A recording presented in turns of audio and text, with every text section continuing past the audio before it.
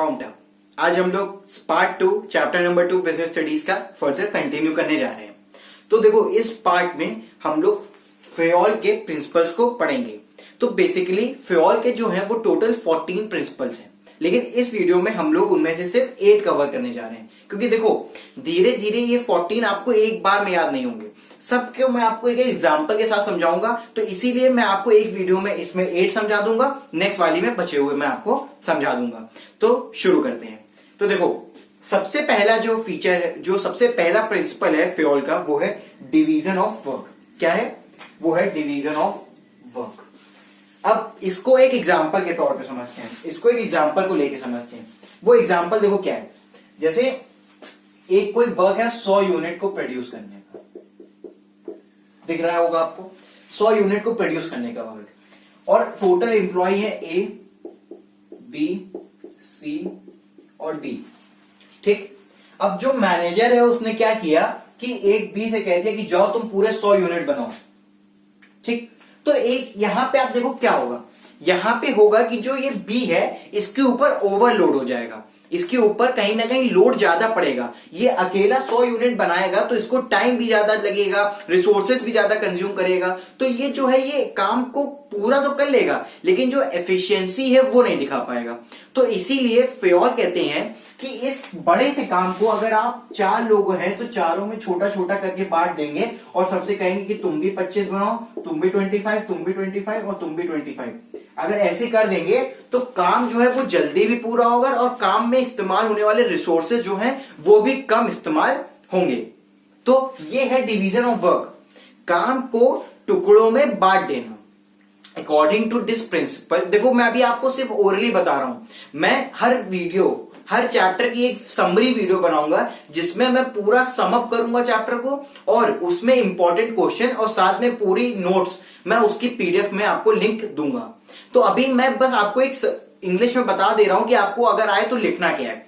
लिखना है आपको अकॉर्डिंग टू दिस प्रिंसिपल। आपको हमेशा कोई भी प्रिंसिपल को अगर डिफाइन करना है तो स्टार्टिंग में लगाना है अकॉर्डिंग टू दिस प्रिंसिपल, और ये जिसका प्रिंसिपल उसका नाम Fayol. According to this principle, Fayol insists that a work is to be divided among several peoples so that the burden cannot felt on a single individual. ठीक है? And the work can be done efficiently and effectively. एक Fayol कहते हैं कि work को, एक बड़ा सा काम है जो कि यहां था 100 यूनिट प्रोड्यूस करने का, उसको सिवाय एक ही आदमी को ना देके बल्कि उनको ग्रुप ऑफ पीपल को दे दिया जाए। जैसे यहां फिर हमने ए बी सी डी थे, चारों को कहते हैं कि आप 20-25 यूनिट्स बनाओ। तो इससे क्या होगा, आपका काम जो है वो जल्दी भी खत्म होगा और आप अपने काम को इफेक्टिवली और एफिशिएंसी भी कर पाएंगे। फर्स्ट प्रिंसिपल आपको क्लियर होना चाहिए बिल्कुल अच्छे से। ठीक है? ये था फर्स्ट प्रिंसिपल, जिसमें आप बड़े से काम को छोटे छोटे कामों में डिवाइड करके उनको फर्दर किसी को असाइन कर देते हैं। ठीक, क्लियर? अब आते हैं सेकेंड प्रिंसिपल की तरफ, जो है authority and responsibility. Authority and responsibility. तो देखो अथॉरिटी एंड रिस्पॉन्सिबिलिटी का मतलब क्या होता है ये समझते हैं। जैसे फिर से लेते हैं, कोई ए आदमी है, ठीक, इसको इधर में आ जाता हूं। जैसे कोई ए आदमी है, इसकी रिस्पॉन्सिबिलिटी, इसको रिस्पॉन्सिबिलिटी मिली है 100 यूनिट प्रोड्यूस करने की। फिर से 100 यूनिट प्रोड्यूस करने की इसकी ये रिस्पॉन्सिबिलिटी है, लेकिन ऊपर बैठे हुए जो सुपीरियर थे उनने इसको ये अथॉरिटी नहीं दी कि वो 100 यूनिट पे जो भी खर्चा है, वो ये 100 यूनिट पे जैसे 100 रुपए का खर्चा आ रहा है तो वो इसको अपने बजट से लेके दे सके और बाद में उसको मिल जाए। ये रिस्पॉन्सिबिलिटी नहीं थी, तो इसके लिए ये अटका हुआ है कि मुझे पहले फर्दर नोटिस देनी पड़ेगी, फिर वो रिस्पॉन्सिबिलिटी मुझे मिलेगी, तब मैं इसको करूंगा, आगे वो अथॉरिटी मुझे मिलेगी तब मैं इसको करूंगा। तो फेयोल क्या कहते हैं, एक ऑर्गेनाइजेशन के अंदर आपको अपने एम्प्लॉयज को एक अथॉरिटी जितनी आप देते हो, जितनी आप रिस्पॉन्सिबिलिटी देते हो, जितना आप काम करवाने की रिस्पॉन्सिबिलिटी देते हो, कहते हो कि अगर तुम्हें ये काम करना है तो ये काम करने के लिए जितनी भी चीजों की जरूरत है वो चीज उसको अरेंज करने की रिस्पॉन्सिबिलिटी भी देनी चाहिए। In an organization according to Fayol क्या होना चाहिए, authority is equal to responsibility. क्या होना चाहिए?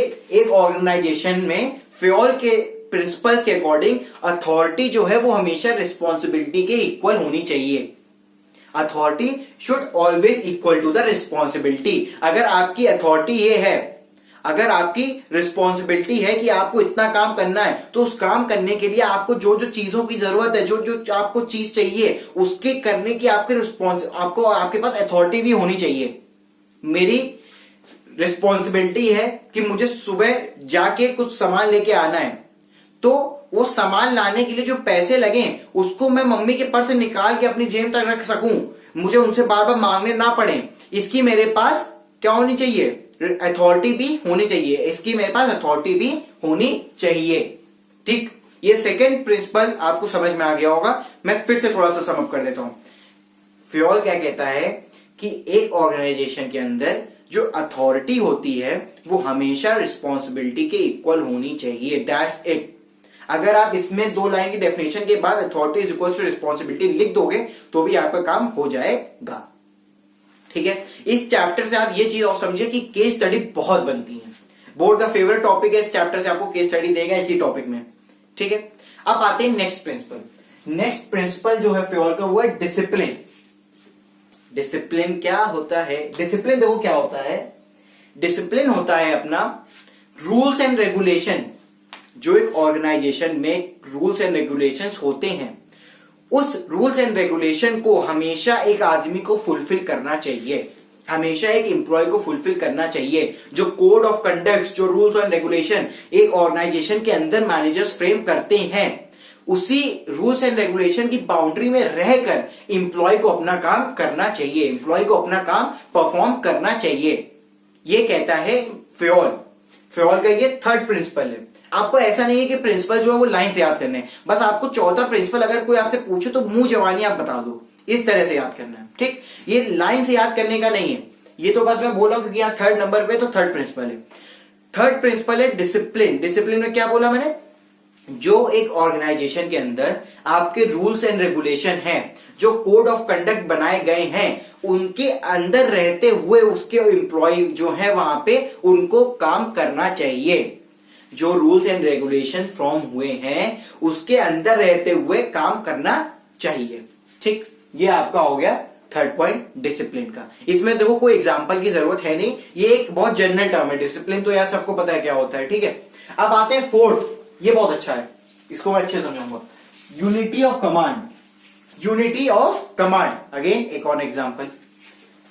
बॉस ए है, एक बॉस है ए, दूसरा बॉस है बी, और एक हम जैसा एम्प्लॉय बेचारा वो है सी।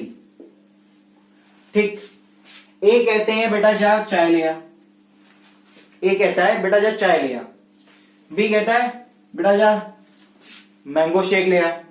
ए कहता है बेटा जा चाय ले आ, बी कहता है बेटा जा मैंगो शेक ले आ। तो बेचारा सी क्या करे? ए ने कहा चाय ले आ, बी ने कहा मैंगो शेक ले आ। सी क्या करे? सी दोनों की बात नहीं टाल सकता क्योंकि दोनों बैठे हैं उसके बॉस। एक की भी टाल देगा तो उसका क्या होगा? नौकरी कट हो जाएगी। तो ये जो चीज है एक ऑर्गेनाइजेशन के अंदर नहीं होनी चाहिए।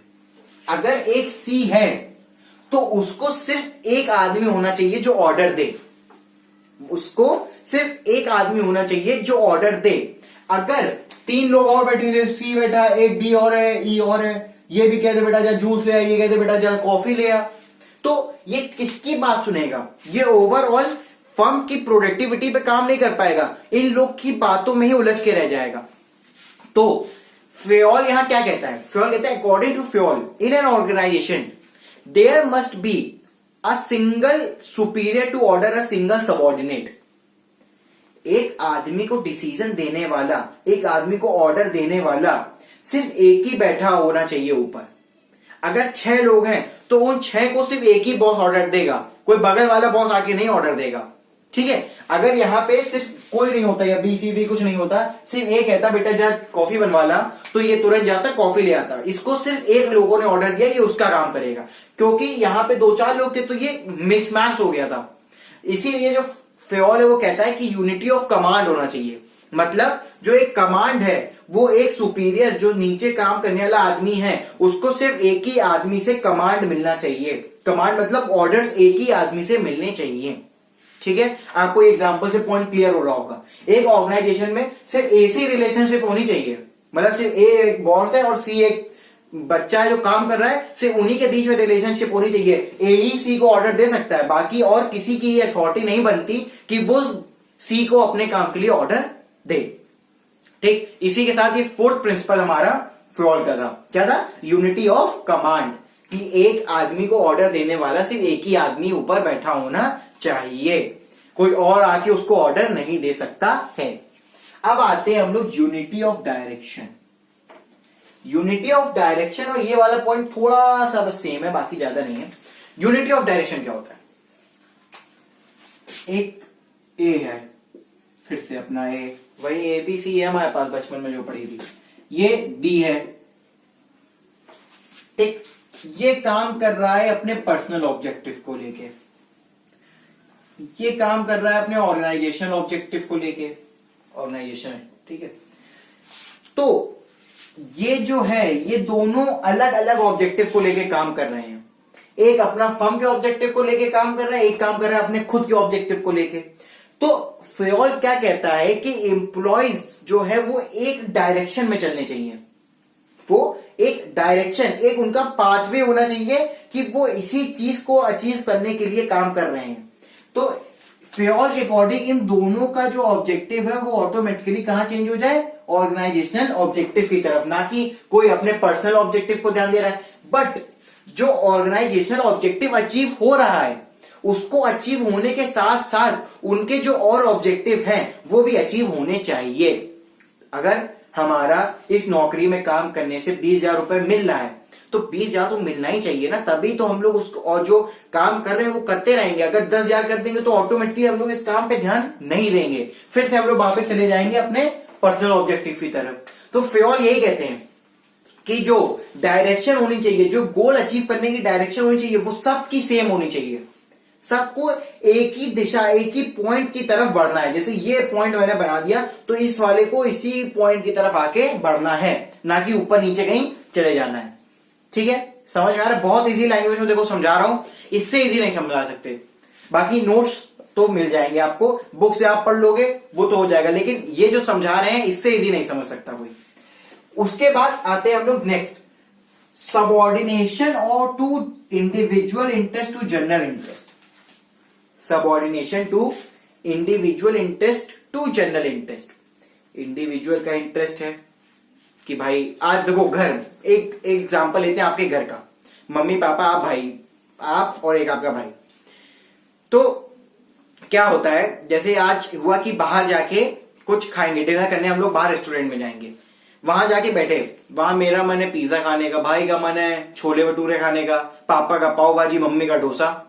तो वहां क्या हुआ, वहां सबका अपना अपना इंडिविजुअल इंटरेस्ट था। मेरा है कुछ खाने का, भाई का कुछ खाने का, किसी का कुछ खाने का। तो प्योर कहता है ऑर्गेनाइजेशन में अगर सबका अपना अपना इंटरेस्ट होगा, सबका अपना अपना इंटरेस्ट होगा, तो वो कहीं ना कहीं ऑर्गेनाइजेशन की प्रोडक्टिविटी में नहीं काम आएगा। ऑर्गेनाइजेशन में हर आदमी का सिर्फ एक इंटरेस्ट होना चाहिए जो कि वेलफेयर की तरफ हो, ऑर्गेनाइजेशन के, जो ऑर्गेनाइजेशन के वेलफेयर की तरफ हो, हर आदमी का सिर्फ वही इंटरेस्ट होना चाहिए। तो हम लोग जब चारों गए तो हम लोग का अलग अलग इंटरेस्ट था कि किसी को कुछ खाना था, किसी को कुछ खाना था, लेकिन क्योंकि बात आई हम लोग के ऑर्गेनाइजेशन की वेलफेयर की, तो हम चारों ने सोचा कि नहीं हम लोग सिर्फ पाव भाजी ही खाएंगे। तो हम लोग का इंटरेस्ट क्या हुआ, यहाँ कॉमन हो गया, यहाँ सबका इंटरेस्ट कॉमन हो गया। तो वही चीज कही है, जो इंडिविजुअल इंटरेस्ट पहले आ रहा था सबको अलग अलग खाने का, ऑर्गेनाइजेशन में जो इंडिविजुअल इंटरेस्ट था, जैसे किसी को अपना खुद काम था वो उस पर इंटरेस्ट लगा रहा था, किसी कोई अपने अलग काम में इंटरेस्ट लगा रहा था, उसको हटा के उन सबका एक जनरल इंटरेस्ट, जैसे हम लोग का पाव भाजी खाने का एक जनरल इंटरेस्ट बन गया, वैसे ही उन इंडिविजुअल इंटरेस्ट को कैंसिल आउट करके सबका एक जनरल इंटरेस्ट, एक सीधा एक एम की तरफ इंटरेस्ट बनना चाहिए एक ऑर्गेनाइजेशन के अंदर। ठीक, ये आपका 6th पॉइंट हो गया। अब नेक्स्ट पॉइंट है जो है हमारा 7th, वो है रेम्यूनरेशन टू एम्प्लॉय। क्या है? Remuneration to employ. रेम्यूनरेशन मतलब पगार। क्या? जो आप वहां काम करते हो उसके बदले में जो आपको पैसा मिलता है। तो फेयोल का क्या मानना है? देखो यार, फेयोल और टेलर के बहुत सारे प्रिंसिपल्स हैं जो कॉन्ट्राडिक्ट करते हैं, उनमें से एक ये भी है, लेकिन अभी मैं ये नहीं बताऊंगा कि ये किसके साथ करता है। ये जब हम लोग पूरा चैप्टर कंप्लीट कर लेंगे तो लास्ट में बताएंगे कि कौन से जो प्रिंसिपल्स हैं वो एक दूसरे के साथ कॉन्ट्राडिक्ट करते हैं। फेयोल क्या कहता है रेम्यूनरेशन टू एम्प्लॉय में कि सबको एक समान पैसा मिलना चाहिए, चाहे वो ए हो वो कोई भी काम करे, वो बी हो वो कोई भी काम करे, ये सी हो ये कोई भी काम करे। इन सबको अगर ए को 5,000 मिल रहा है तो इसको भी 5,000 मिलेगा और इसको भी 5,000 मिलेगा। तो फेयोल के अकॉर्डिंग एक ऑर्गेनाइजेशन में काम करने वाले सारे लोगों को एक सिमिलर रेम्यूनरेशन मिलना चाहिए ताकि वो सेम लेवल पे अपनी लाइफस्टाइल को एनहांस कर सके। ठीक, बहुत सिंपल था ये तो। ठीक है, अब आता है नेक्स्ट जो बहुत इंपॉर्टेंट है और मतलब इतना इंपॉर्टेंट है कि मैं आपको क्या बताऊं, सेंट्रलाइजेशन एंड डिसेंट्रलाइजेशन। देखो मैं ऐसा क्या करता हूं कि यार वीडियो की लेंथ हो रही है बड़ी, तो इस पॉइंट को हम लोग नेक्स्ट वीडियो में कैरी फॉरवर्ड करेंगे। ठीक है, तब तक के लिए अगर आप चैनल पे नए हैं तो प्लीज चैनल को सब्सक्राइब करें और बेल आइकन को दबाएं और हमारी नई नई वीडियो को ऐसे ही देखते रहें। तो thank you and have a nice day.